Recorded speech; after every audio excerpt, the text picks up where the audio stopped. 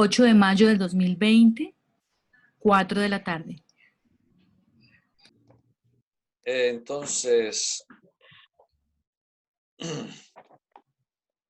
estamos estudiando de Richard Wagner, tanto los libretos de la ópera Lohengrin, y ustedes han escuchado la música, de manera que es para armonizar ambos aspectos de nuestra interna naturaleza.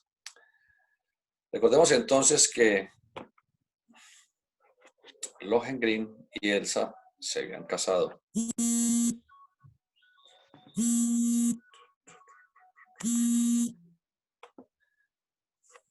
Disculpen un momentico, yo me desconecto y vuelvo a conectar para que no me estén entrando llamadas. Un momento, por favor.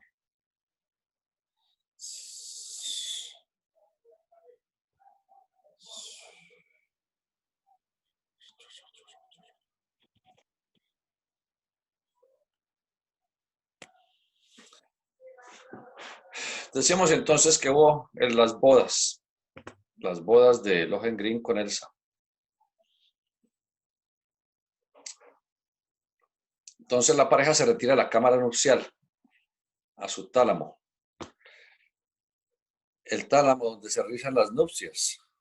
Dijimos que las flores, el cáliz de las flores tiene en su base, de ese cáliz tiene el tálamo, que es donde se produce el connubio de las semillas masculinas de la flor con las semillas femeninas. Allí se produce la fecundación en ese tálamo. Cuando ocurre esa fecundación, los pétalos de la flor caen y empieza a formarse, ese tálamo empieza a englobarse y a formar el fruto, que es protegido temporalmente por los pistilos, que son las hojitas verdes de la planta. Y también el ser humano tiene el tálamo nupcial para desposar a su amada. Pues bien, también tenemos en el cerebro una parte anatómica que se denomina el tálamo óptico. En el tálamo óptico es donde se realiza el connubio, las bodas, con las energías cósmicas, llamadas el alma del mundo.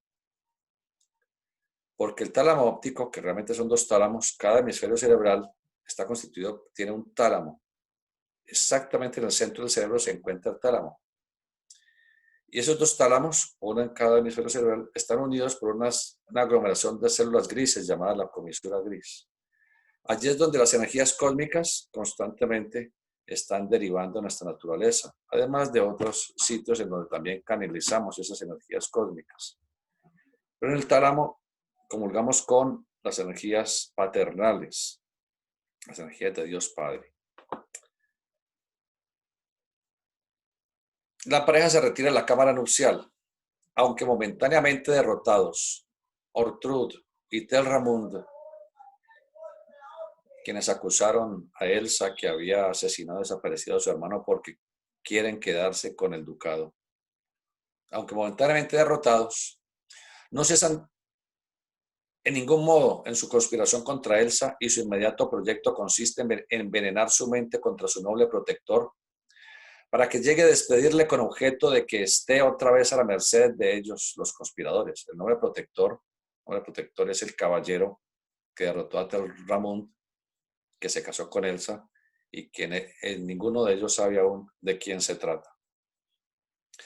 Porque estos conspiradores esperan con toda seguridad poder apoderarse de aquel ducado del cual Elsa y su hermano son los herederos legales. Ese ducado corresponde a las energías que la divinidad nos ha entregado al momento del nacimiento. Esas energías que se convierten con el decurso de los años en la sustancia vida y que nos convierten en progenitores y que nos pueden conferir voluntad, carácter, inteligencia, sabiduría, estética, armonía espiritual, grandeza, ennoblecimiento y todo lo que queramos. Es de ese ducado, es de ese pedazo de reino del cual se quieren apoderar este par de malandros. Es decir, la naturaleza inferior, el instinto, la lujuria, la pasión, la emoción, el odio, el temor, todo lo negativo de nuestra naturaleza quiere apoderarse de nuestras energías, subyugarnos, someternos a esas bajas energías para que nuestra encarnación y nuestra evolución sea miserable, porque el dolor, la miseria, el envejecimiento y la muerte son el resultado de los vicios, son el resultado de ceder a la emotividad, al odio, a la envidia, a la lujuria, todos los aspectos bajos de nuestra naturaleza, de los cuales no nos liberamos ninguno, hasta que lleguemos a etapas muy superiores de evolución, como por ejemplo la demostración de Jesús. Mientras seamos como somos y no de otra forma, entonces estaremos sometidos a las penas, al sufrimiento, a los vaivenes de la fortuna, a todas las situaciones.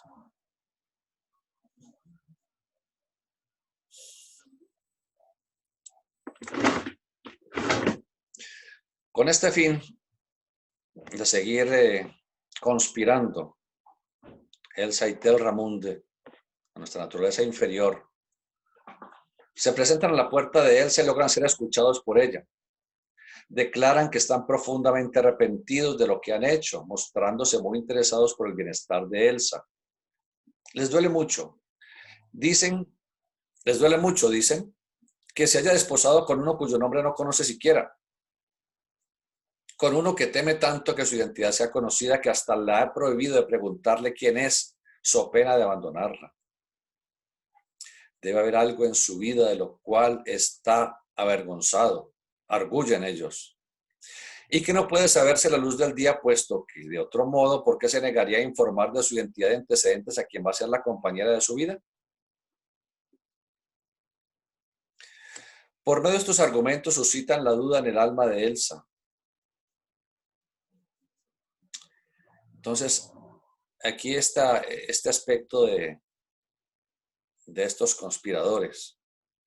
Nos recuerda el mismo mito del jardín del Edén, cuando la serpiente empieza a decirle a Eva, bueno, mijita, con que Dios les ha dicho que todos los frutos del jardín podéis comer menos de este, el más interesante, el más importante, el árbol de la ciencia, el bien y el mal.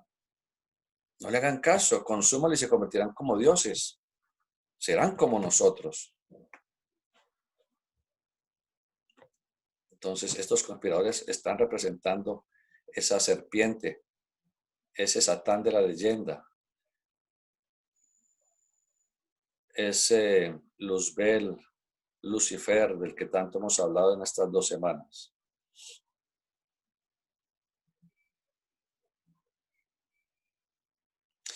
Por medio de estos argumentos suscitan la duda en el alma de Elsa y después de haber conversado un rato, ella vuelve hacia Lohengrin, pero cambiada.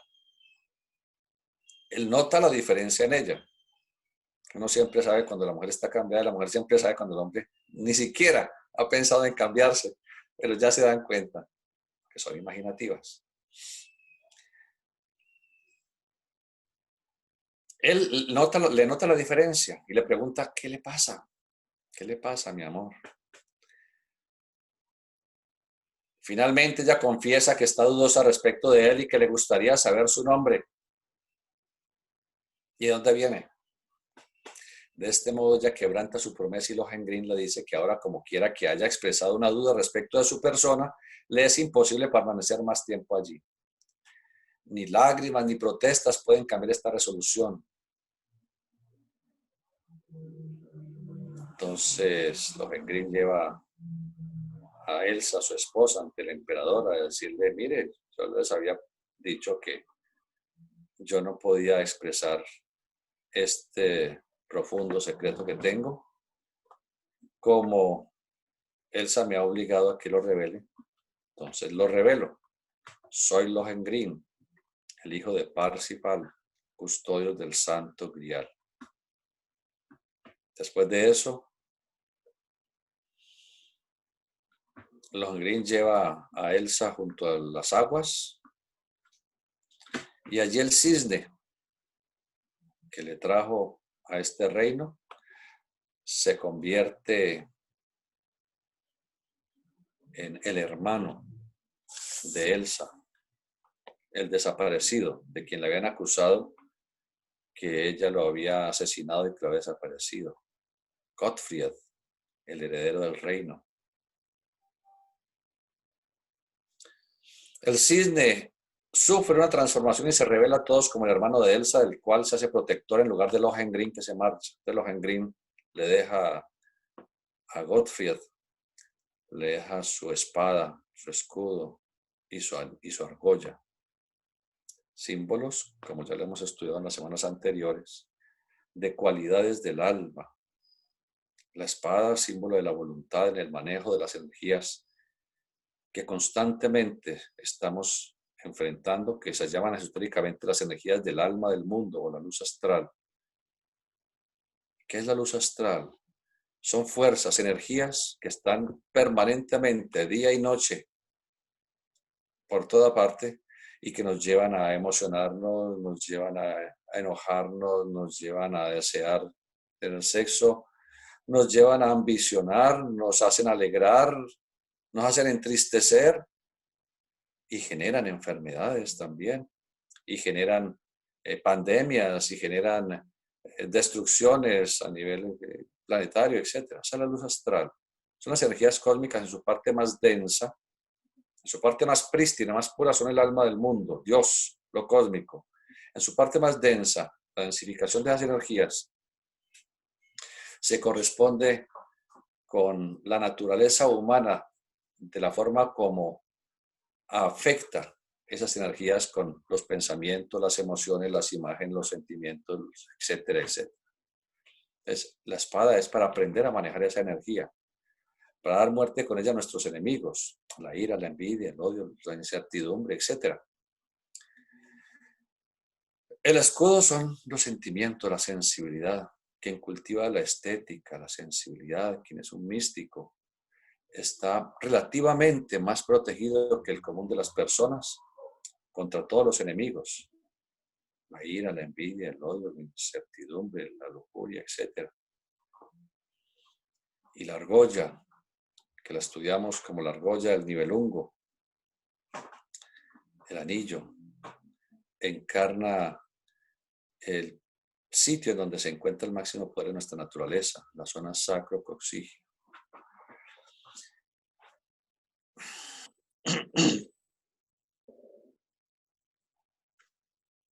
Como queda dicho, la leyenda de Lohengrin contiene una de las más importantes lecciones que se deben aprender en el sendero de la iniciación. Nadie llegará jamás a ella hasta que haya aprendido esta lección. Recordemos lo que hemos dicho hace 2 días. La iniciación a la cual se refiere el alto esoterismo no son las representaciones dramatúrgicas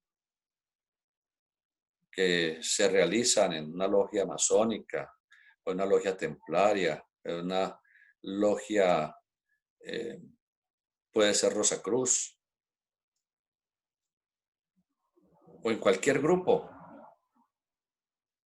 Hay grupos en donde la persona le confía la iniciación, entonces ya la persona sale de allá después del ritual de aceptación, que simplemente lo están aceptando como estudiante regular. Eso es lo que significa la iniciación, exotéricamente, es decir, públicamente. Esotéricamente, la iniciación es algo mucho más elevado. Mientras que en el campo exotérico la persona sale a decir, soy iniciado, yo soy un iniciado. Y empieza a mirar a los otros que están llamados simpatizantes, los que están asistiendo apenas, comenzando los estudios, los mira por encima, yo soy iniciado. El problema de la vanidad. Por eso, nuestro instructor eliminó completamente nuestra tradición Rosacruz, gnóstica, cabalística, alquímica, porque todos esos rayos se encuentran allí. Eliminó los títulos, porque dijo, en vez de beneficiar, suelen desarrollar vanidad en la psique, porque aún somos muy niños en la evolución. De manera que toda esa cantidad de títulos y de grados y de cosas tan comunes en todos los grupos y logias, que una persona cuando cambia de grado y le dan otro título no lo hace ni más ni menos que nadie. Sigue siendo exactamente el mismo vecino del pueblo, salvo que esa persona se esfuerce conscientemente, sinceramente, honestamente, en ser mejor persona, en esforzarse cual guerrero, en combatir a sus enemigos, trascender sus vicios, sus limitaciones. Salvo en esos sentidos, puede realmente decir que es una mejor persona, pero jamás lo exteriorizará, ni siquiera lo sentirá. Jamás se va a sentir superior a nadie, en lo más mínimo.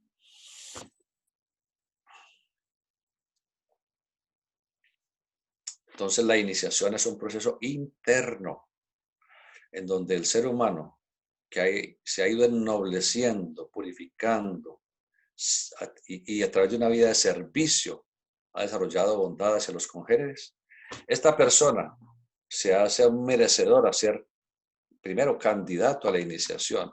No es que es de la noche a la mañana. Y luego esa persona es sometida durante un periodo que depende de cada uno, más o menos corto, más o menos largo. Más o menos corto puede ser una vida. Más o menos largo puede ser 7 vidas, 7 encarnaciones. Esa persona es sometida a lo que se llamaría a prueba. ¿Que el maestro o alguien nos va a someter a prueba? No.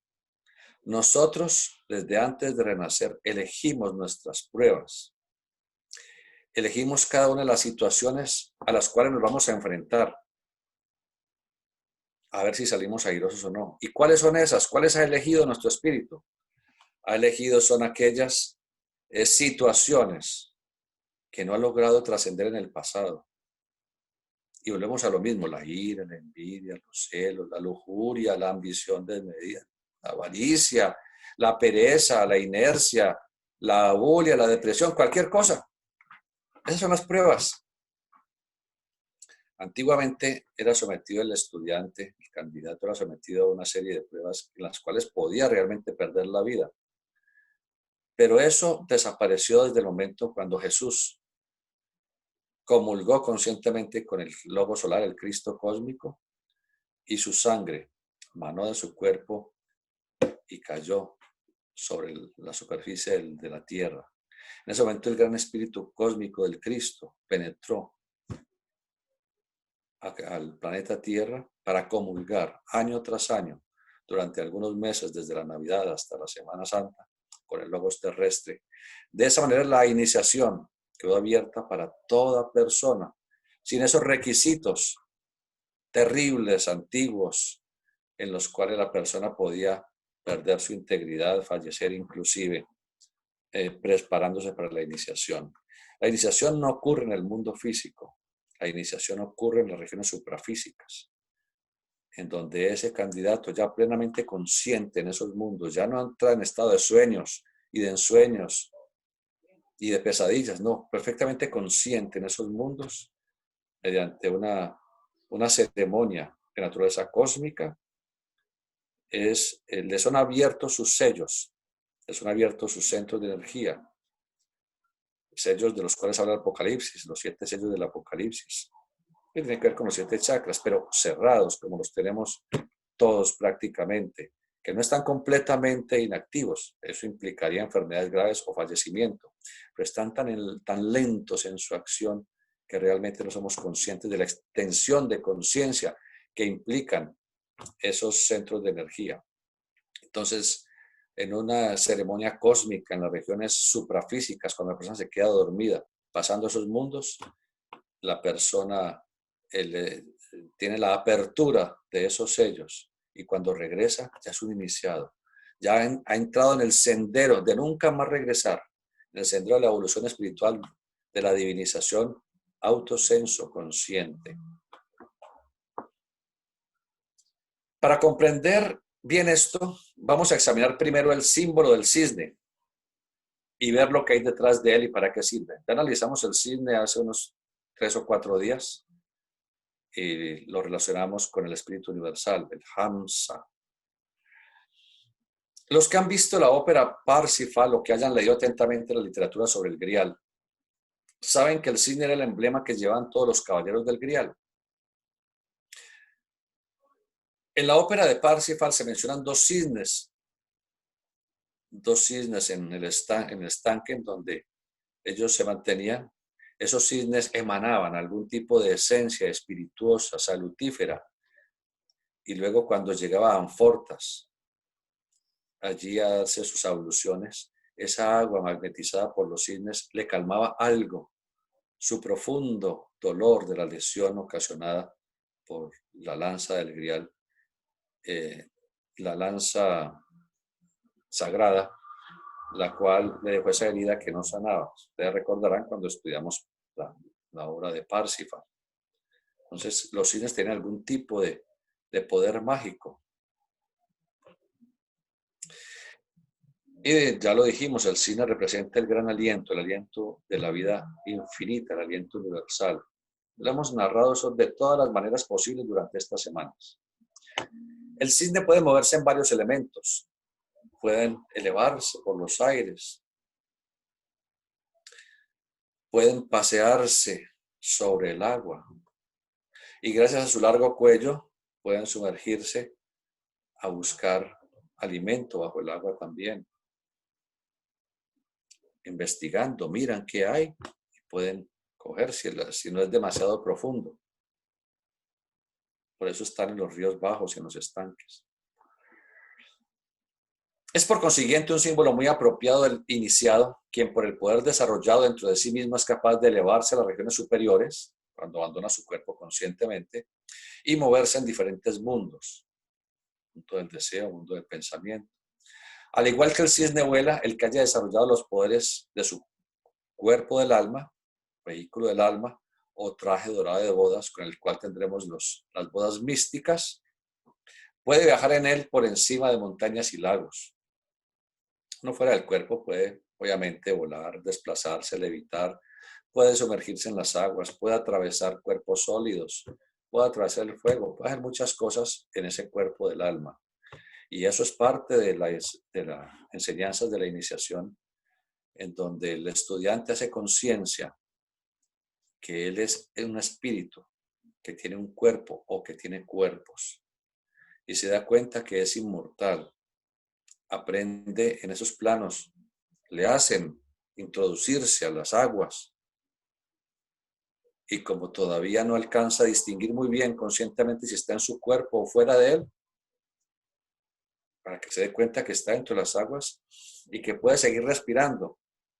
Uno ya no respira en esos mundos, sino que es la continuidad relativa de conciencia, identificándose con el cuerpo físico y este mundo material. Le hacen atravesar grandes rocas, le hacen lanzarse sobre ellas y atravesarlas, para darse cuenta que no tiene materia, se da cuenta que es indestructible. Le hacen lanzarse hacia profundas cimas, hacia grandes profundidades, para que pierda el temor y se dé cuenta que no está en su cuerpo físico, sino en sus vehículos espirituales. Lo mismo, atravesar grandes columnas de fuego, etc. Eso podría también relacionarse un poco con algún tipo de pruebas iniciáticas en las cuales el estudiante, durante algunos periodos en esos mundos del sueño, antes de que sea un iniciado, le toca enfrentarse también conscientemente a eso, a que se tenga que lanzar a cimas, no a cimas, sino a cimas, profundidades, a muchas cosas, o situaciones que en el pasado no ha logrado enfrentar, de tal suerte que cada uno de estos aspectos se relacionan con el despertamiento de uno de sus centros de energía, es decir, con diferentes niveles en su proceso iniciático. Atravesar las rocas tiene que ver con la prueba de la tierra. Sumergirse en las aguas tiene que ver con la prueba del agua. Lanzarse a las cimas y elevarse tiene que ver con la prueba del aire. Y atravesar las columnas de llamas de fuego tiene que ver con la prueba del fuego. Pero eso ya son narraciones un poco más profundas que no las vamos a comentar aquí. Como el cisne se sumerge debajo de la superficie del agua, así también el iniciado puede ir por debajo de la superficie de los abismos de su cuerpo del alma, al cual no pueden inferirle daño ni el fuego, ni la tierra, ni el aire, ni el agua. Cuando ya definitivamente es consciente de esos procesos allá, y físicamente llega a la conclusión que es un espíritu que tiene cuerpo, se da cuenta que es eterno. En nuestra escuela antaño llevábamos a los estudiantes en meditación a este tipo de experiencia que les estoy narrando. Los estudiantes simplemente cerraban sus ojos y ustedes pueden hacer su experiencia en sus hogares, cerrando los ojos. Entonces se imagina uno que se sale del cuerpo. Eso se llama el cuerpo de luz, o el cuerpo del alma. Inicialmente es solo un proceso de la imaginación. Con el tiempo se aprenderá a hacer conscientemente. Formar el cuerpo de luz, salir. Entonces imaginar que atraviesa las rocas. Imaginar que hay una gran fogata, ingente fogata, y que se arroja esa fogata, ese fuego. Y entonces disfruta, no siente ningún temor y ve que no le pasa nada. Más allá, observa que hay agua, un río profundo, quizás un estanque profundo. Va hacia él y se sumerge y se queda allí y se le dice al estudiante, respire, respire. Qué tan agradable, ¿verdad? Mire cómo se siente. No pasa absolutamente nada. Le enseñan a visualizar entonces una profundidad, una cima y arrojarse a ella y ver que sigue incólume. Le dice, ahora miren allá. Más allá se ve un cuerpo rígido, tendido. Parece que es un cadáver. Acércate a mirarlo. Entonces, en la imaginación se acerca. Cuando se acerca, sorpresa. Es su cuerpo físico que se encuentra allí con la rigidez cadavérica. Y entonces el instructor le dice, ¿qué pasa? No, pues que estoy muerto. ¿Cómo así que está muerto? ¿Y usted quién es, pues?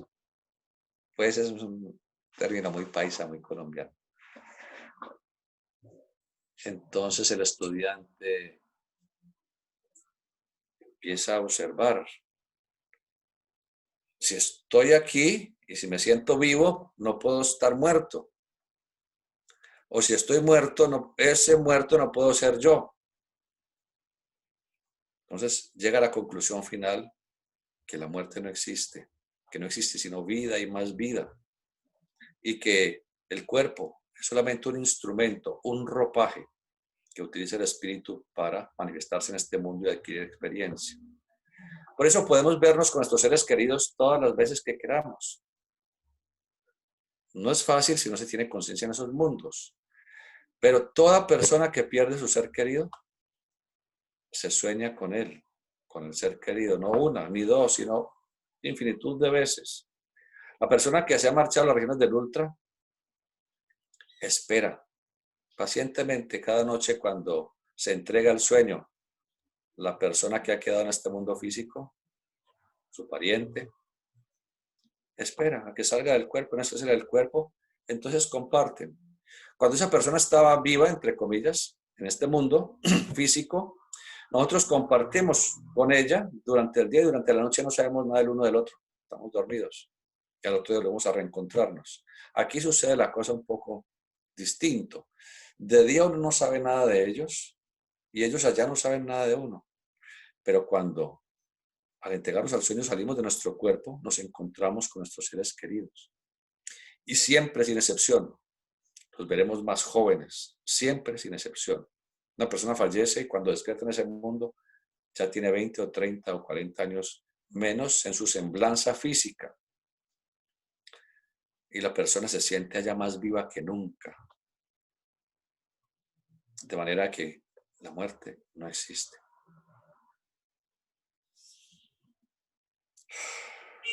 Entonces, en esos mundos nada puede hacerle daño al estudiante. En efecto, esta es una de las primeras cosas que se debe enseñar a los auxiliares invisibles.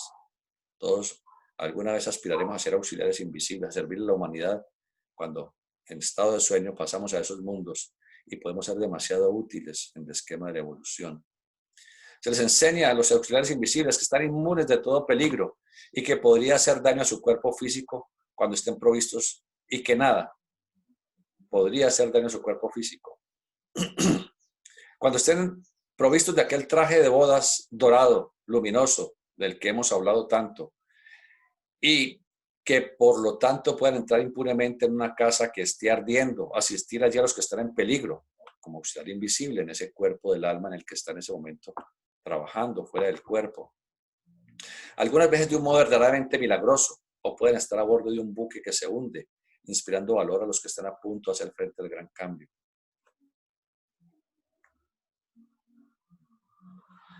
La antigua mitología del norte nos cuenta que los nobles guerreros de aquellos tiempos, cuando habían combatido y habían quedado vencidos o mortalmente heridos, cantaban un canto al cisne. Pero no debe suponerse ni por un momento que era solamente el combate brutal librado en el campo de batalla con espada y lanza de lo que se quiere hablar. Es más bien el combate interior en nuestra lucha con nuestros vicios, con nuestras deficiencias, con nuestras debilidades, contra nuestra naturaleza inferior, contra nuestra personalidad, contra todas aquellas cosas que nos afean el alma.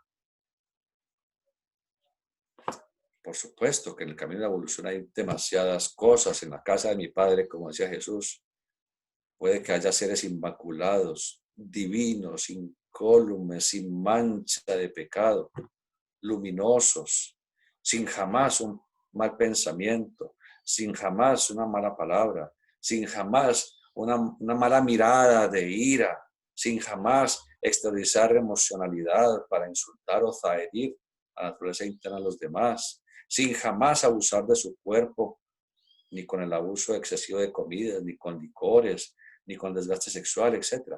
Por supuesto, que tiene que haber seres excepcionales en ese sentido. Pero los demás, los humanos mortales, los naturalcitos, sí tenemos muchos lunares. Y esos son los enemigos. Esos son los que en combate brutal con la espada y con la lanza, que es la significación oculta, podamos, como una noble alma que ha librado bien la batalla de la vida y que por último llega a la meta que es posible alcanzar. Esto es, que ya la persona está tan limpia, tan elevada, tan emancipada de lo inferior, que se apresta al juramento de la iniciación, haciéndose capaz de entrar en otras regiones para ayudar allí a los demás, lo mismo que en este mundo físico, como lo había hecho hasta entonces, pues siempre ha sido el sagrado deber de un noble caballero el ayudar y socorrer a los débiles y a los cargados de pesares.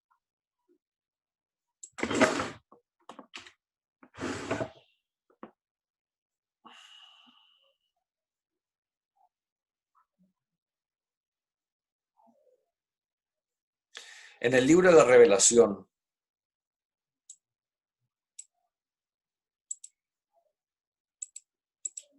leemos algo sobre las nupcias místicas, la revelación de San Juan, el Apocalipsis, que la palabra Apocalipsis significa revelación. Leemos algo sobre las nupcias místicas de la novia y del cordero. Estas nupcias existen en la experiencia de cada alma humana y siempre bajo circunstancias similares.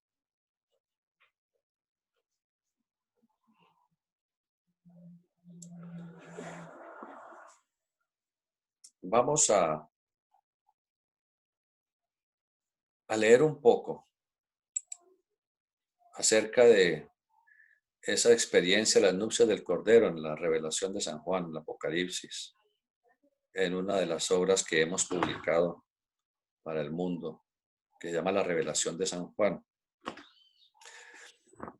Dice así en Apocalipsis 19:7. Gocémonos y alegrémonos y demos de gloria, porque han llegado las bodas del Cordero y su esposa se ha preparado. En ese momento hay gozo en el cielo, es decir, en el mundo de la conciencia. Hay gozo en el cielo, el mundo de la conciencia. Este es el cielo. Cielo, tierra e infierno, lugar inferior. Infierno, lugar inferior, refiriéndonos al mal uso de nuestras energías terrestres, corporales, nuestro cuerpo. El cielo, el espíritu. El mundo de nuestro espíritu, la conciencia. La tierra, nuestro vehículo. Y el infierno, el mal uso que le damos a nuestras energías y a nuestro cuerpo. En ese momento hay gozo en el cielo, es decir, en el mundo de la conciencia, porque han llegado las bodas del Cordero y su esposa se ha preparado. La esposa es la divina energía de la vida, la divina Brunilda, Elsa, la sagrada diosa, la Isis, eso lo hemos dicho, la cual con su energía portentosa inunda nuestro cuerpo de luz, el aura que nos rodea. Se viste de blanco, se viste de luz.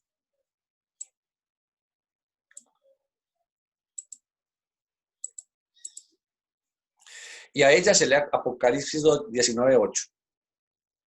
Y a ella se le ha concedido que se vista de lino fino, limpio y resplandeciente, porque el lino fino son las acciones justas de los santos. Que se vista de lino fino significa el aura purificada por una vida de espiritualidad, de pureza, de servicio, con pensamientos limpios, imágenes perfectas y luminosas, vibraciones de amor, bondad, servicio, altruismo y un cuerpo cada vez más purificado, regenerado no solamente por una alimentación racional y una desintoxicación permanente, sino también por la regeneración que produce la sublimación del fuego creador de la vida. Aparentemente los ideales de los Rosacruces son muy elevados. Para muchos son prácticamente inalcanzables, por lo menos en lo que atañe a la humanidad y a la evolución actual. Pero hay que exteriorizar el conocimiento, hay que mostrar el camino, porque esa es la bondad de la jerarquía blanca, de los maestros, de los seres de luz, que nos han entregado esa información para que nos enaltezcamos nuestra vida, para que ayudemos al mejoramiento de toda la humanidad. Porque el lino fino son las acciones justas de los santos, es el Cristo, es el lino fino, es el lino blanco y fino, esas vestiduras son energía del Cristo cósmico, del Logos, las cuales duermen en nuestro corazón. Allí duerme el Cristo en nosotros, allí mora en nosotros. Por eso dice San Pablo en sus epístolas, hasta que estaré en dolores de parto hasta cuando el Cristo nazca en cada uno de vosotros. El Javet diferenciaba muy bien entre el Cristo cósmico, la vida del universo, entre el Cristo histórico, Jesús, y entre el Cristo interno, que es con el cual tenemos que tomar contacto. Por eso Jesús, y repito lo que ya les dije hace una semana, expresó, las aves tienen nidos, las fieras tienen guaridas, mas yo, el Hijo del Hombre, no tengo donde reclinar la cabeza. Estaba enseñando a la humanidad que era hijo de hombre, dijo muy claramente, pero logró ungirse, comulgar con la conciencia del Cristo, porque despertó el Cristo en su corazón y de esa manera comulgó con el Cristo cósmico.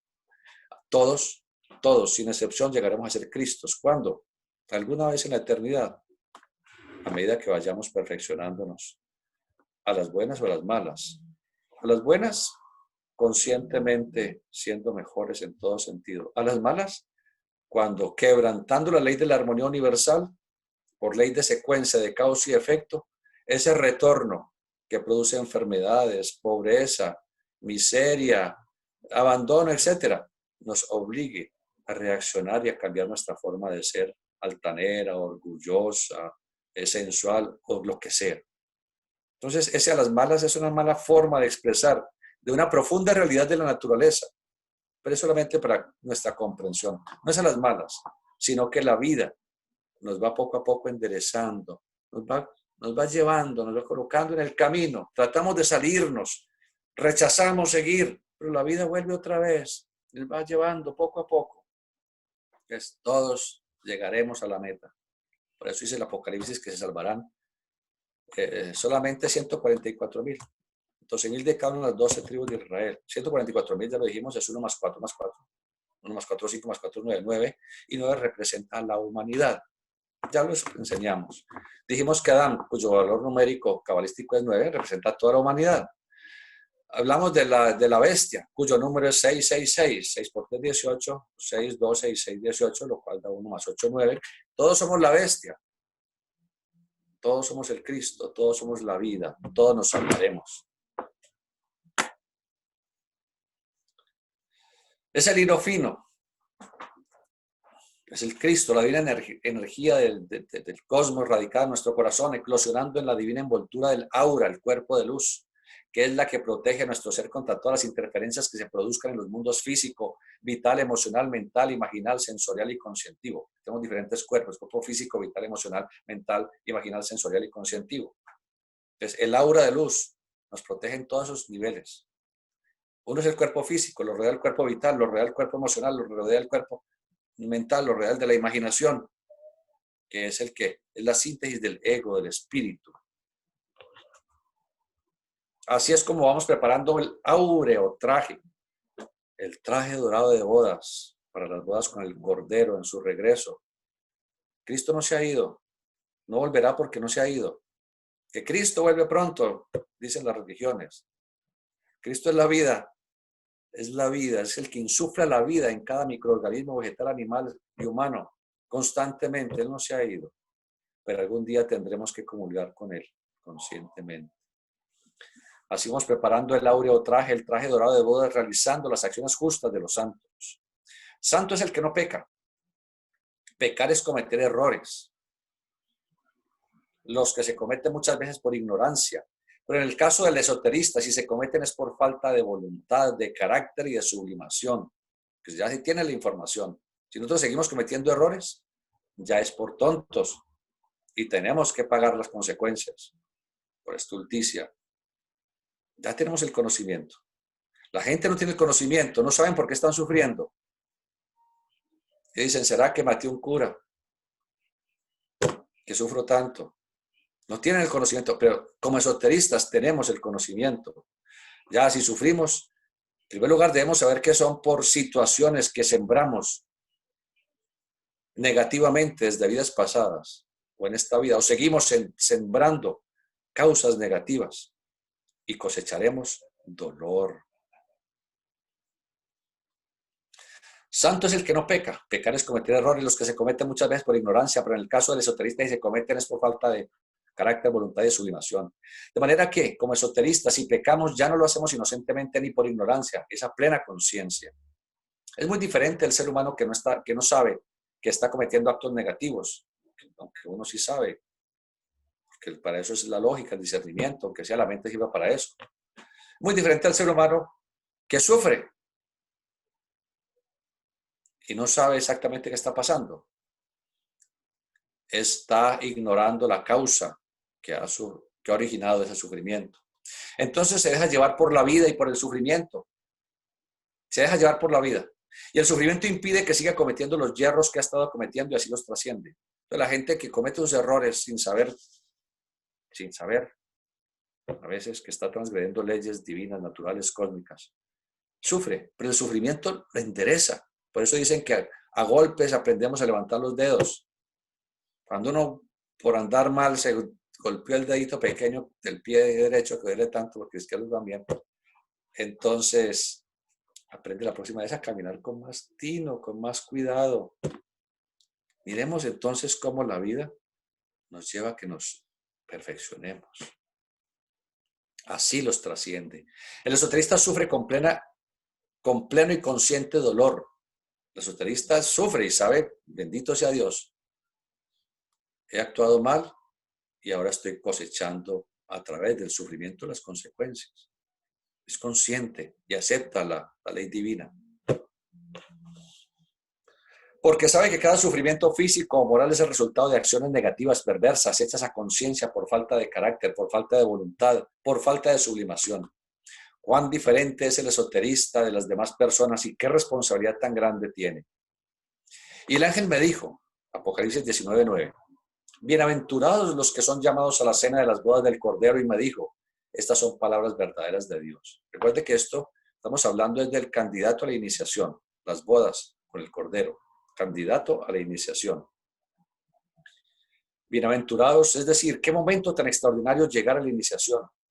Un ligero ejemplo se da cuando un estudiante es consagrado en una escuela iniciática, como lo es la Fraternidad Rosacruz, por ejemplo. Cuánta plenitud se siente cuando llega el momento de ser aceptado, lo que se observa en los rostros de las personas antes de pertenecer a la escuela y después de vincularse a ella. No solamente cambian sus rostros, sino también sus auras. Entonces es una experiencia interesante. Uno observa a la gente que llega a la escuela como simpatizante, como ustedes, la mayoría nos acompañan, como aspirantes a esta noble ciencia. Observa uno los rostros normales. Llegan a ese día en el cual van a ser aceptados en la parte interna de la fraternidad, a recibir poco a poco enseñanzas que son cada vez más abstractas. Por eso hay que tener una preparación previa, no porque se esté demeritando a ninguna persona, sino porque esto es un estudio escalonado. Por eso muchos de ustedes empezaron a escucharme y dijeron, ¿qué está hablando este tipo, hombre? ¿Esto qué será? Y poco a poco dicen, oh, como que sí, como que estoy cogiéndole la idea. Un momento, por favor, cierro una ventana.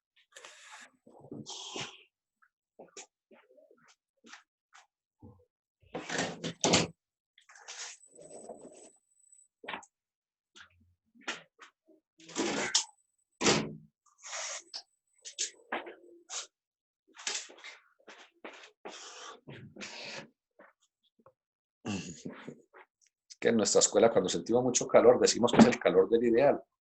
Y aquí cuando siento mucho calor digo que es el calor del trópico. Bastante, 34 grados. Son grados. Muy bien, entonces decíamos cómo los estudiantes una vez son aceptados a la parte interna de la fraternidad, digamos que se les ha hecho el ceremonial de recepción, por decir algo. Finaliza la reunión y todos se ven así.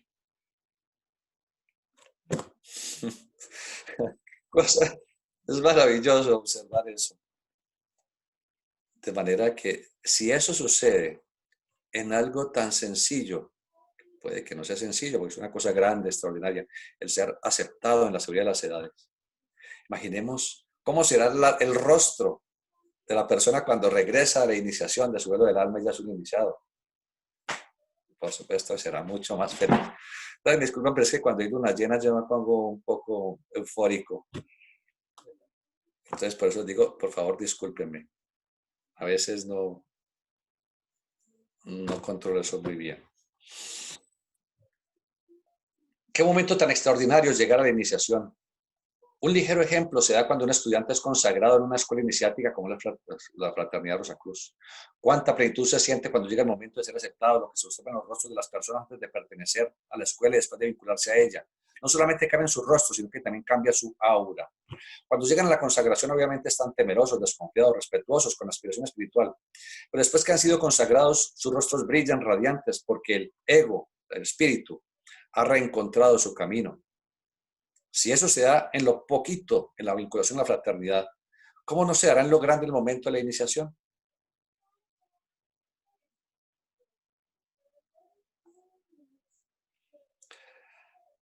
Entonces, eso es lo que habla el Apocalipsis acerca de ese momento maravilloso de las bodas con el Cordero.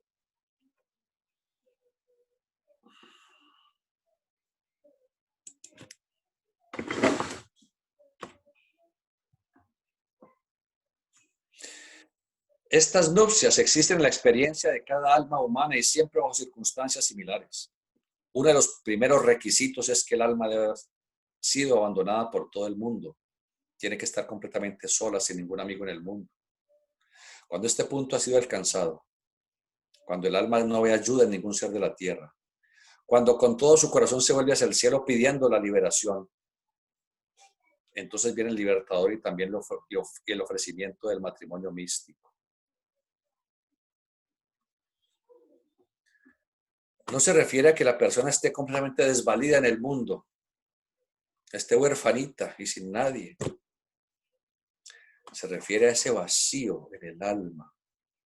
El estudiante que se dedica a su trabajo consuetudinario, interno y a ser mejor persona, mejor hijo, mejor padre, mejor esposo, mejor amigo, más fraterno con la humanidad, etc. Y hace su trabajo, dirigiendo sus energías al centro corazón donde mora el Cristo en nosotros.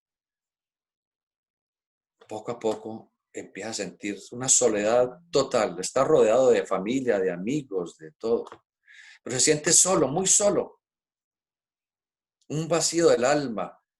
Nada le llena, nada de lo externo le llena, le conmueve. Busca más y más su vida interior. Yo digo que eso es lo mismo que debe sentir con todo el respeto y que pesar el drogadicto. El drogadicto siente alguna satisfacción con su droga. Y cuando no la tiene, siente ese vacío, esa angustia. Aquí el estudiante, cada vez que está en su trabajo de meditación, de interiorización, siente tal felicidad interna, tal completitud en su ser interno, tal compañía, que busca una y otra vez interiorizarse, interiorizarse, interiorizarse. Es como una especie de síndrome de abstinencia. Quiere uno estar meditando. Pero externamente nada le satisface y siente esa soledad tan profunda hasta que por fin, en los mundos suprafísicos, por fin llega su instructor y le dice: te he estado esperando hace tanto tiempo. Ya esto se los narré hace una semana y media. Y el estudiante inmediatamente recuerda allá en el pasado, cuando en otro país, en otro cuerpo, en otra época, hace cientos, quizás miles de años, ese que ahora llega nuevamente, le instruyó en aquel momento y le marcó desde ese momento el sendero al cual ahora por fin está regresando conscientemente. Es bien interesante que el estudiante siempre observa cuando comenzó por primera vez el sendero espiritual, hace quizás miles y miles y miles de años, bien sea en la legendaria Atlántida, en Caldea, en Egipto, en Grecia, quizás en Persia. Muchas veces recordamos allá en la India, en las altas montañas del Tíbet, cuando nuestro maestro nos aceptó por primera vez, nos recibió como huérfanos físicos y del alma, y después de instruirnos, dice: tu sendero está allá, al occidente. Te espera un largo peregrinaje, pero yo estoy aquí esperando.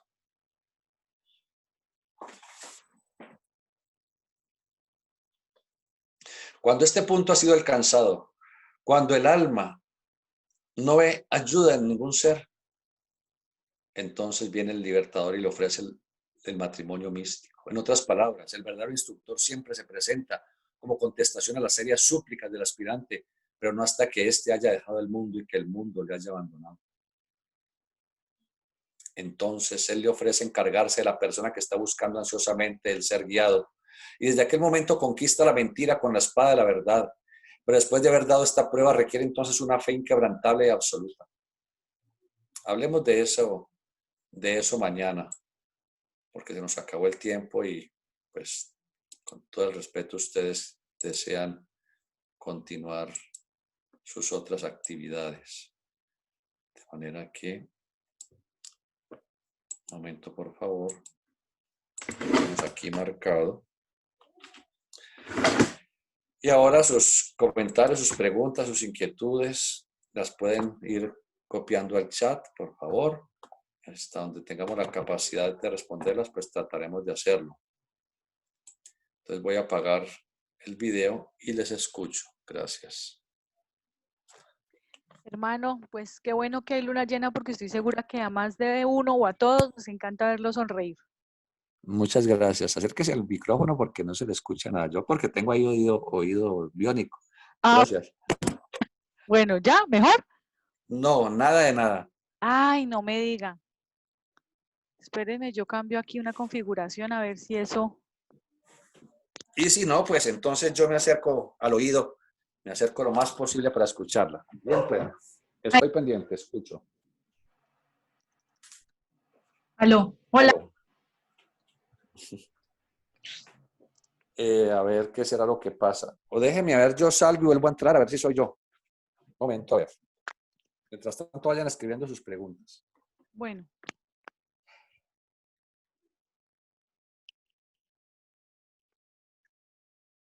Ok. A mí me dicen que me está escuchando bien, sí. Ok, gracias.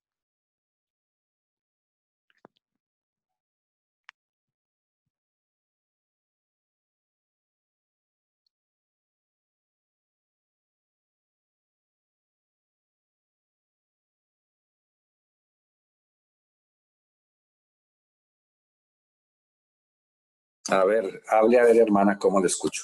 Y ahora sí, ¿me oye? Perfecto, perfecto. Hermano, Gracias. me escribieron que me oían bien. Ah, bueno, entonces era yo. Listo. Escucho, pues.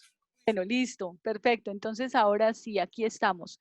El hermano Zen pregunta, estas técnicas que se hacen con la imaginación, respirar en el agua, atravesar las rocas, etcétera, ¿es un ejercicio o un entrenamiento para ser auxiliares invisibles? No, esa es una práctica para hacer conciencia que no somos el cuerpo físico y que entonces la muerte no puede afectar para nada al espíritu, solamente para eso. Para ser auxiliar invisible hay que llevar una vida de ennoblecimiento, de pureza, de castidad y de servicio desinteresado, siempre pensando en el bienestar del prójimo. Solamente así se puede ser un candidato para ser auxiliar invisible. De resto no es posible. Otra cosa. Hermano Néstor Ovalle, que la pregunta es escrita para que por favor la vaya escribiendo. Gracias. Sí, dice el hermano Zen. Otra pregunta. Cuando se es guardián invisible en la noche, ¿será que también se trabaja en el mundo humano o desde el mundo astral donde debemos materializar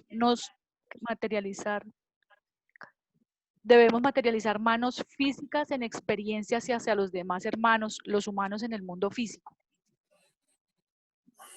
Bueno, para que todos entiendan un poco la pregunta, porque seguramente nadie la entendió, se refiere a que el auxiliar invisible aprende con la práctica y solo después de ser iniciado, no antes, porque hay auxiliares invisibles que no son iniciados, pero no son conscientes al regresar al cuerpo. Allá actúan conscientemente en el mundo suprafísico, cuando están durmiendo fuera de su cuerpo, allá son conscientes y son guiados por seres más capacitados para prestar servicio.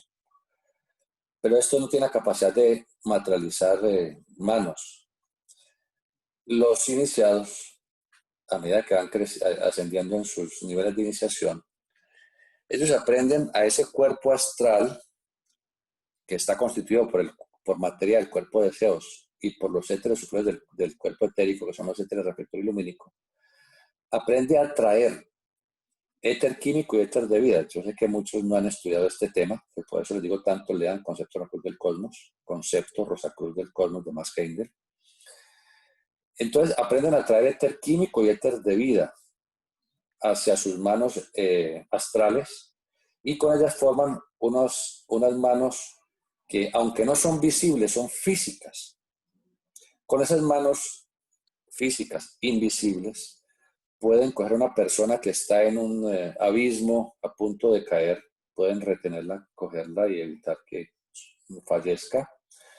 Pueden sacar a una persona que está en un incendio con su aura, la refuerzan con éter y formando unas manos físicas, aunque invisibles de éter, pueden coger a esa persona y sacarla y llevarla afuera.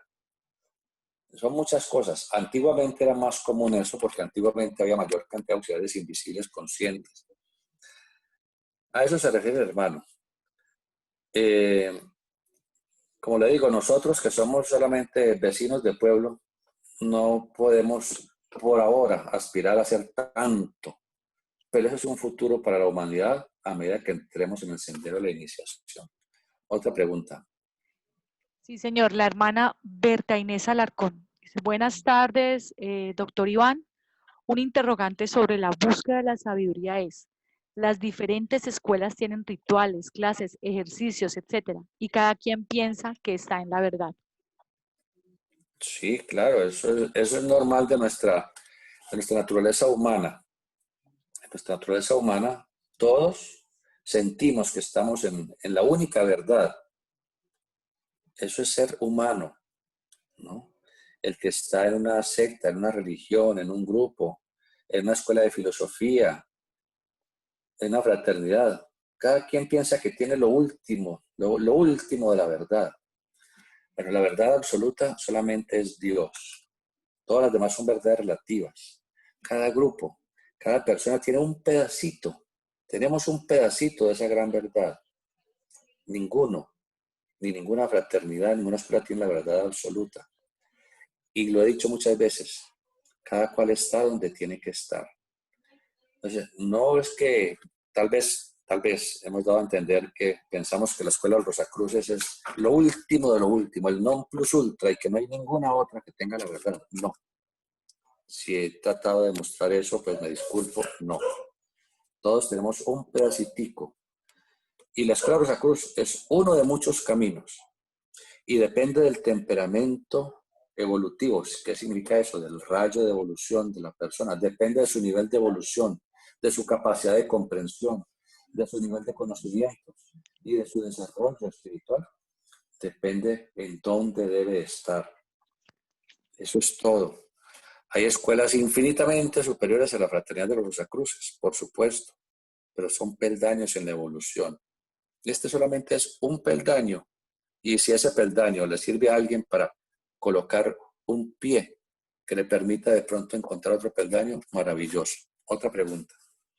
La hermana Cecilia Garrido. ¿El matrimonio místico sería la relación maestro-discípulo? No, el matrimonio místico es la comunión con el Cristo interno.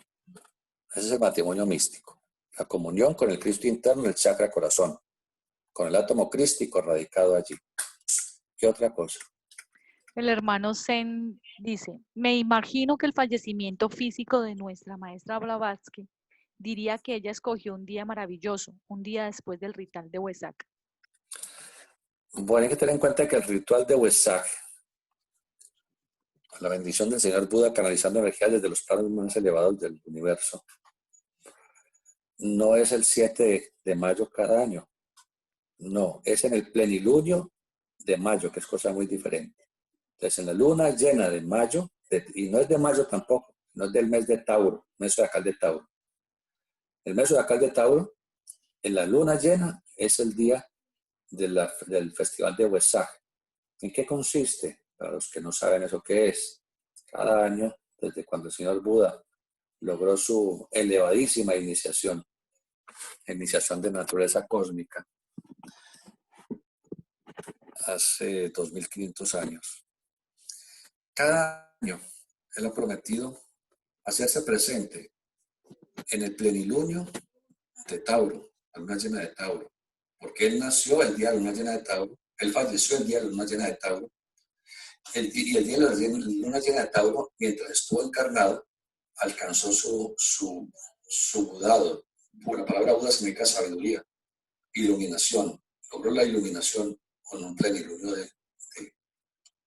de Tauro, que a veces cae en esta época. Entonces hay que diferenciar muy bien una cosa con otra. Entonces, el señor Buda cada año se presenta, se hace visible por lo menos, tal vez no en un cuerpo material, sí inmaterial y luminoso, se hace visible en determinada región de la Tierra durante 8 minutos, mediante los cuales él canaliza la bendición desde los planos más elevados del mundo del espíritu, al mundo de Dios, hacia toda la humanidad, para darnos un nuevo impulso en el desarrollo de la conciencia. Mientras que el Señor Jesús, mientras que el Cristo cósmico hace lo propio desde la noche de la Navidad, para darnos un impulso cada año en el campo de la sensibilidad. Cada uno trae un rayo de evolución. Entonces, la maestra Blavatsky, ella falleció un día 8 de mayo, que se celebra el Día del Loto Blanco, al cual hacemos referencia. Otra pregunta. Sí, hermano, se le está escuchando un poquito lejos. Y estoy con el micrófono pegado en la boca. Bueno, miramos a ver si se sigue escuchando muy pasito, me avisan a ver. ¿Qué más? Sino que se escucha como entre un coco, como hueco. Pero bueno. Bueno, sigamos pues. Sí, ahí. Ahí sí, ahí lo puse contra la mesa. Entonces hace retorno con la mesa. ¿Qué otra cosa? Por ahí se le escucha perfecto. Perfecto, ok. Orozco dice, buenas tardes, don Iván. Cuando en una pareja, en este caso la dama es maltratada físicamente, verbalmente, hay abuso, si ella decide separarse, ¿adquiere un karma o paga un karma? Pues, vuelvo y les digo, por favor, en lo que respecta con el karma, yo no soy el señor del karma, no soy Dios, yo no puedo saber las respuestas. Solamente puedo inferir, basándonos en la información de la escuela, inferir alguna información, pero no jamás pensar que yo les estoy dando a ustedes una respuesta, sino que es información. El Señor Jesús expresó que solo la infidelidad es lo único que libera de la unión kármica en el matrimonio. Matrimonio es cuando una pareja se va a vivir junta. Eso es matrimonio. Dice que solamente en ese caso es cuando el ofendido puede abandonar a la otra persona y quedó saldada su deuda kármica con esa persona. Ahora bien, el problema es uno pillar directamente que la cosa se dio, ¿no? Salvo que la otra persona pues lo acepte, que no va a ser tan fácil. Pero el maltrato físico, recuerden que el maltrato físico es porque uno está cosechando. Tristemente está cosechando cosas que se hicieron en otras encarnaciones. Entonces ahora no vino a pegarme la que era mujer mía en otra vida, ahora vino hora de hombre a pegarme. No.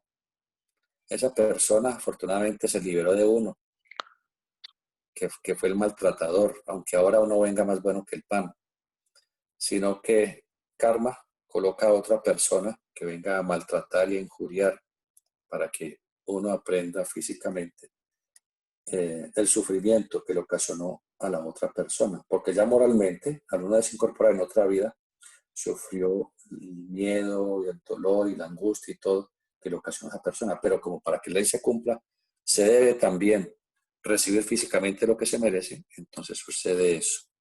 Entonces, desde el punto de vista esotérico, la persona, tristemente, al irse probablemente esté generando más deuda kármica. Lo que debe hacer es, como hoy en día hay muchos medios físicos de demandas y de cosas, pues poner la queja a alguna autoridad. ¿Qué otra cosa? Y ahora tengan en cuenta que ante la inofensividad no existe la violencia. Si uno es inofensivo de pensamiento, de palabra y de obra, nadie puede atentar contra uno.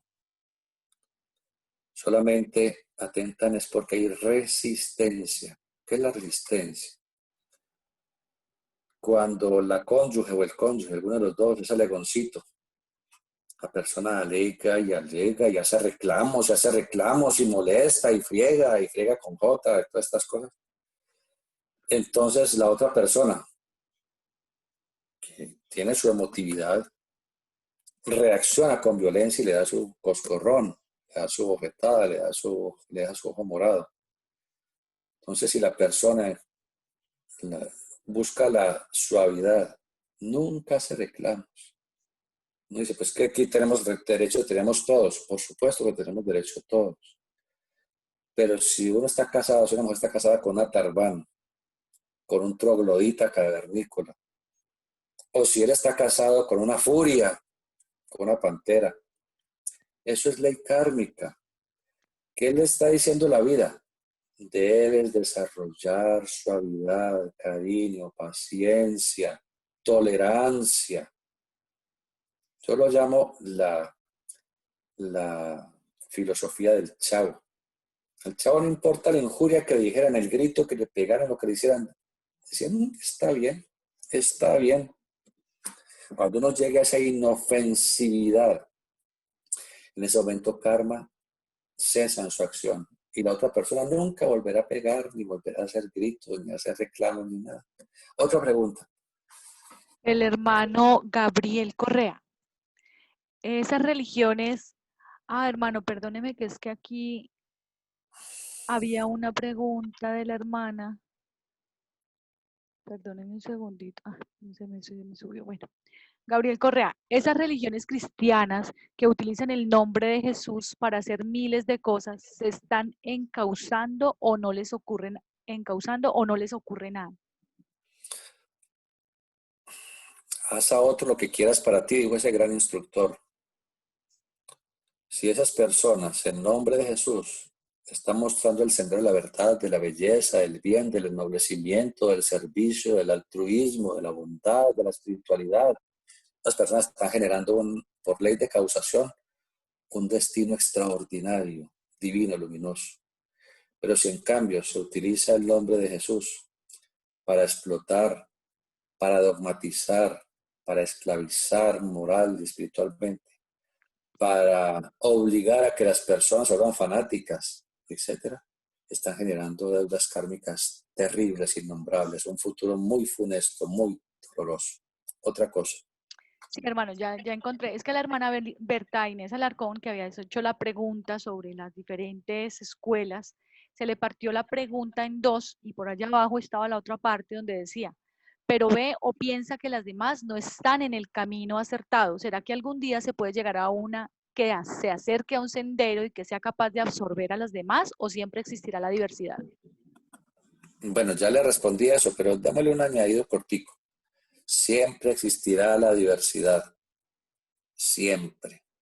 Así como hay diversidad de razas, de pueblos, de idiosincrasias, así como hay miles de millones de especies de insectos, de especies animales, vegetales, etc. La diversidad, como dicen las enseñanzas rosacruces, la diversidad es unidad. Todos estamos en ese camino hacia la divinidad. Y como dice el axioma popular, todos los caminos conducen a Roma, el mundo del amor universal. ¿Qué otra cosa?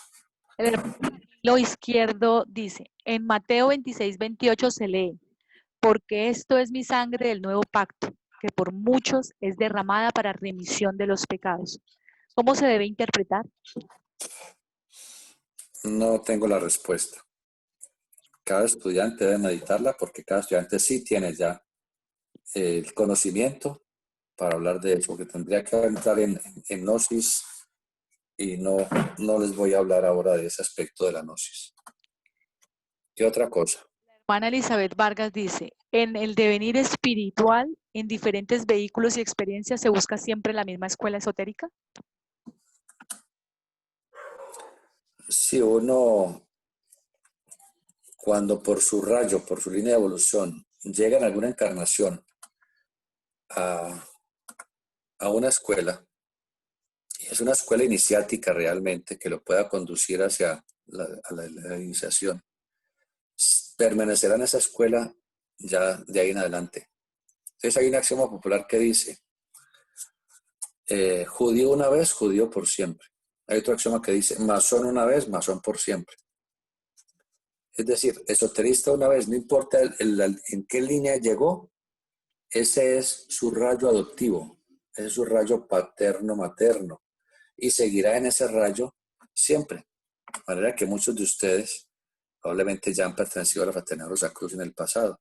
Ahora están otra vez abrevando estos conocimientos. Si continúan o no, depende de su interés y nivel de evolución por ahora. Y en el futuro volverán nuevamente a seguir ese camino. Gracias, otra. Sí, la hermana Mónica Muñoz dice, hola Iván, ¿nosotros viajamos cada vez que dormimos aunque no lo recordemos? Cuando soñamos, ¿siempre estamos viajando o hay sueños que no son viajes en los mundos suprafísicos? Bueno, esto ya lo respondí hace 3 semanas. Siempre que nos quedamos dormidos salimos en los vuelos del alma a los mundos espirituales. Siempre, unos más lejos, otros más cerquita. La mayoría solamente por ahí a medio metro de la cama y ahí se queda la persona, se le ve de pie, con la cabeza caída hacia el frente, allí quieto esperando que el cuerpo físico se recupere. A otros se les observa en su negocio, donde trabajan, se los observa en el negocio también durmiendo allí a unos, a otros se les observa trabajando, haciendo oficio. Es muy común ver a las amas de casa haciendo oficio en la casa, en su cuerpo astral. Y no van más lejos, ese es su vuelo del alma solamente.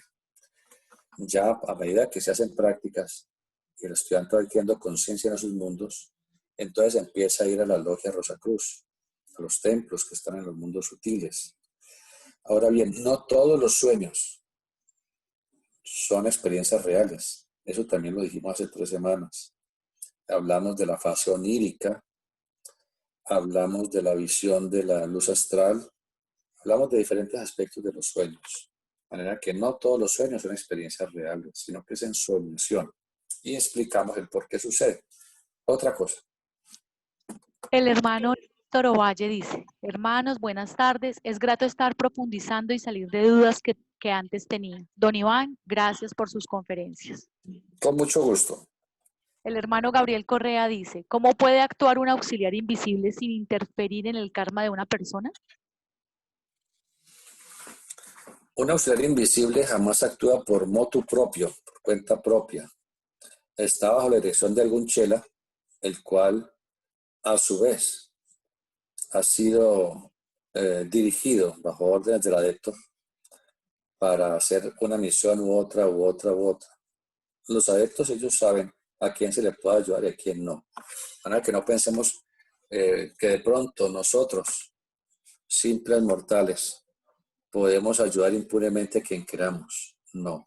La ley divina del karma se encarga de toda esa situación y permite que ese auxiliar invisible esté en el lugar y momento preciso para prestar el servicio. Incluso, como les decía hace un par de días, incluso estando en cuerpo físico, el que es auxiliar invisible es contactado por la jerarquía para que preste un servicio inmediato en el mundo físico.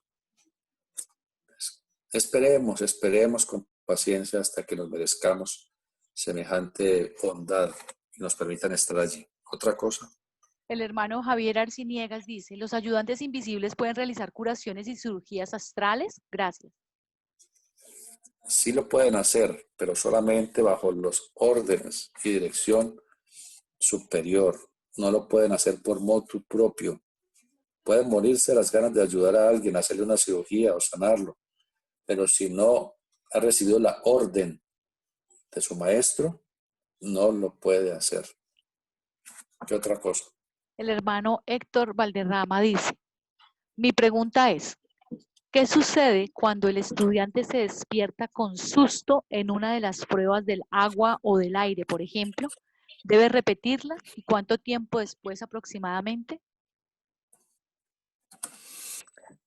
La tiene que repetir hasta cuando la supere conscientemente. ¿Cuánto? 1, 2, 10 o 1.000.000 de veces. Eso no tiene importancia. Puede suceder al día siguiente, o puede suceder a los 2 o 3 años, o puede suceder después de 5 vidas. ¿Quién lo sabe? Solamente las jerarquías. ¿Qué otra cosa? La hermana Elizabeth Vargas comenta, no hay religión más elevada que la verdad, decía la maestra Blavatsky. Exactamente. Palabras de la maestra Blavatsky. No hay religión más elevada que la verdad. La verdad es el atributo de Dios Padre. El amor, la fraternidad es el atributo de Dios Hijo. Y la pureza, con respecto a la energía generadora, es el atributo de Dios Espíritu Santo. ¿Qué otra cosa? Sí, el hermano Gonzalo Orozco dice, pregunta, ¿en el plenilunio de Aries es la Semana Santa, el Cristo, el de Tauro o Esac, el Buda? ¿Hay otro plenilunio de esta magnitud en los mundos internos? Cada plenilunio de cada uno de los signos zodiacales tiene que ver con alguna expectación cósmica. Y de hecho hay grupos que realizan cada uno de los plenilunios de cada uno de los signos zodiacales. Y en la tradición de los yogis, hay tradiciones que realizan estos rituales, pero ya son rituales de menor importancia. Por eso los más importantes son los solsticios, los equinoccios, la Semana Mayor, la Semana Santa, y el Festival de Huesac. Esos son los grandes. Que no se puede pasar uno todo el año haciendo rituales y reuniones y cosas. ¿Qué otra cosa? El hermano Julio Correa pregunta, ¿se puede ser masón y esoterista al mismo tiempo? Bueno,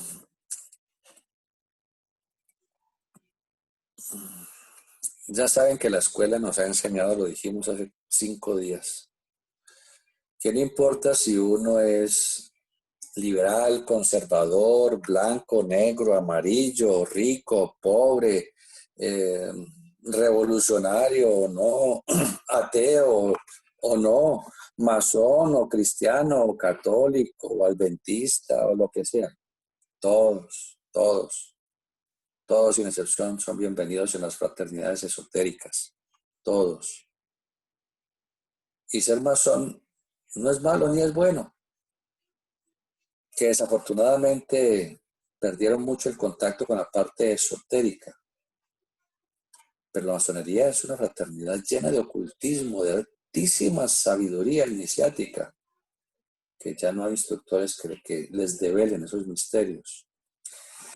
Prácticamente los iniciados, la mayoría de ellos, pertenecen a la Rosacruz o cualquier línea. Ellos se llaman masones de corazón. Ellos, los filósofos rosacruces, tienen el conocimiento de la masonería, conocen el simbolismo de cada signo, de cada palabra de paz, de cada toque, conocen el simbolismo de toda su liturgia. Cada uno de los grados litúrgicos, el esoterista Rosacruz conoce su simbolismo, entonces por eso se llaman masones de corazón. Y por eso pueden a veces develar enseñanzas masónicas sin violar ningún juramento, porque no han prestado ningún juramento a la masonería. Entonces puede haber una persona que esté en la masonería, esté en el rosacrucismo, no tiene nada de malo, maravilloso, mejor todavía, porque, como dijimos, así como la persona que pertenece a cualquier religión, los rosacruces le enseñan a amar y a conocer y a comprender mejor su religión. Asimismo, un masón que llega a la fraternidad Rosacruz podría llegar a conocer, comprender y profundizar más en la noble ciencia de la masonería. Otra pregunta. Sí, la hermana, la hermana Mónica dice, perdón Iván, lo olvidé, ya tengo los 2 cuadernos de notas y no estudié. Gracias. Ah, no estuvo. No ha estudiado. Ah, ya. No ha estudiado. Sí, está desjuiciada. ¿Qué otra cosa? El hermano Eddie Villamil dice, ¿es posible saber cuántas oportunidades tiene en la vida para tomar decisiones correctas? Y saber si las decisiones que has tomado pensando que han sido las incorrectas han sido correctas de alguna manera. Utilicemos siempre el discernimiento en todos los momentos de la vida. Situémonos, como hice hace 2 días, al decirles, el Señor Jesús, que sabemos, tenemos la confianza en que es un ser superior.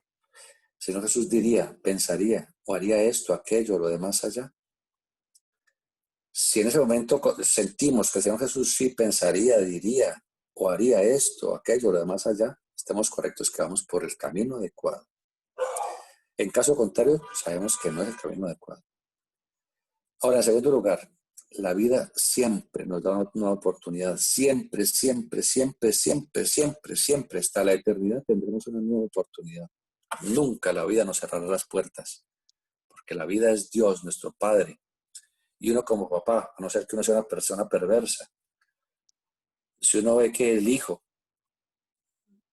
por más calavera que sea y por más errores que cometa, si le vemos que está recapacitando, que está esforzando, que quiere otra oportunidad, bueno, como papá siempre le da oportunidad. Adelante, otra pregunta. Sí, la hermana Cecilia Garrido, ¿qué hay con los monjes brasileños que operan a distancia? ¿Son auxiliares invisibles? Aunque no conozco el caso, pues si tiene esa habilidad, tienen que ser auxiliares invisibles. Sí. Hay muchos seres que han aprendido a manipular el éter, eso lo han aprendido de otras vidas, como ocultistas o como yogis. Por eso ellos pueden meter impunemente sus manos dentro del vientre o el cuerpo de un enfermo, sacar el tumor, la enfermedad, sacarlo, y al sacar sus manos van sobando el abdomen después de haber abierto el abdomen. Eso está documentado en filmación, eso no es ninguna ilusión. Después de sacar sus manos empiezan a acercar los bordes de la herida, del vientre abierto que ha sido lesionado, lo van cerrando, sobando, y luego queda perfecto y no aparece ninguna señal. Ellos saben manipular el éter, porque el éter es la contraparte o el molde del cual el cuerpo físico es el resultado. De manera que son personas que en el pasado aprendieron a trabajar esto y podemos decir que son auxiliares invisibles. ¿Qué otra cosa? La hermana María Elena Múnera dice, buenas tardes, no sé si esto es una pregunta o una aceleración. Cuando se habla del manejo de la energía creadora para evolucionar, uno debe encerrarse, esconderse o evadir las tentaciones y así trascender. O dos, dejar que lleguen para aprender a dominarlas, a manejarlas y así evolucionar con bases más sólidas. Jamás podrá uno trascender, mejorar, elevarse, sacándole el cuerpo a las experiencias. Jamás. Por eso es tan importante el cuerpo físico y por eso es tan importante estar encarnados, porque solamente mientras estamos en cuerpo obtenemos experiencia y evolucionamos. De manera que uno debe enfrentarse al mundo. La vida de la anacoreta, que se aísla en la caverna o en las profundidades de las selvas o en lo alto de las montañas, en un monasterio, buscando la espiritualidad, esa persona le está sacando el cuerpo a las experiencias. La persona siente que no está madura. Tendrá que esperar nuevas vidas en las cuales habrá de enfrentarse a sus deficiencias en el mundo y trascenderlas. Por eso dijimos hace 6 días, fuerza, resistencia, movimiento y ritmo.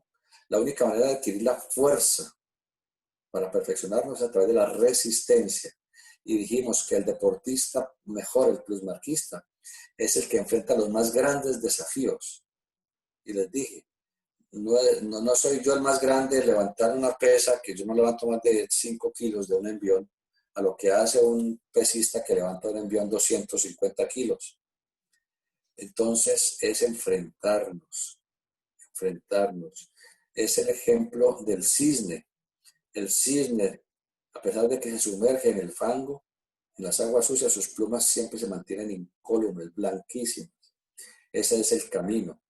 El camino es estar en el mundo, con todos sus atractivos, con todas sus dificultades, con todos sus problemas, y mantener la armonía espiritual de la existencia. Gracias, hermana María Elena Prima. Otra pregunta. El hermano Facu Hernández comenta, hablando de Madame Blavatsky, hoy 8 de mayo es el Día del Loto Blanco, conmemora la muerte de Elena Blavatsky y la finalización de sus dolores, penas y tribulaciones en este mundo hacia un estado de más vida, luz y amor. Exactamente. Cuando abandonamos este mundo tan difícil para alguien que como ella sufrió inmensamente en ese cuerpo, se pasó los últimos años de su vida casi que agonizando cada noche. Y su maestro, digamos que la revivía, le decía, Elena, puedes decidir abandonar todo ya e irte a descansar a los mundos espirituales o terminar la labor, en ese caso era la doctrina secreta, información para el mundo. Terminar la labor y entonces yo mientras tanto te puedo dar un ligero apoyo. Cada noche cuando agonizaba les llevaban al médico, todos asustados sus discípulos, y decía, aquí está la certificado de función porque la señora no amanece. Y al otro día la maestra estaba ya muy a las 7 de la mañana sentada, lista, trabajando en sus libros, escribiendo. ¿Qué otra cosa? El hermano Eddie Villamil dice, doctor Quintero, ¿es posible que si sufres de dolores o de mala salud y esto no se detiene es porque hiciste tanto daño en tu vida anterior? Pero se logrará saber si has sufrido lo suficiente y esto se detendrá o como dice usted, podrá ser posible que en otra vida y en esta vida sea solo dolor. El sufrimiento actual puede ser de otras vidas o lo que es muy común de esta vida. Si estamos con algún tipo de sufrimiento físico, se debe a que de alguna manera hemos quebrantado la ley divina. Entonces tenemos que saber ese sufrimiento, qué transgresión es la que lo produce. Luego nos analizamos a ver si aún estamos cometiendo esa transgresión. Y ahí inmediatamente sabemos, claro, por eso es que sigo con el dolor, por eso sigo con el sufrimiento. Cuando ya uno haciendo conciencia de cuál es la transgresión, se esfuerza y no vuelve a cometer ese error, como por arte de magia, cosa extraña, desaparece el dolor, el sufrimiento, la enfermedad. Ha aprendido la lección y karma no tiene por qué seguir llevando ese dolor. Otra cosa. Hermano, ya, eso es todo, ya no hay más preguntas. Muchísimas Bueno, gracias, hermano. a ustedes muchas gracias. Feliz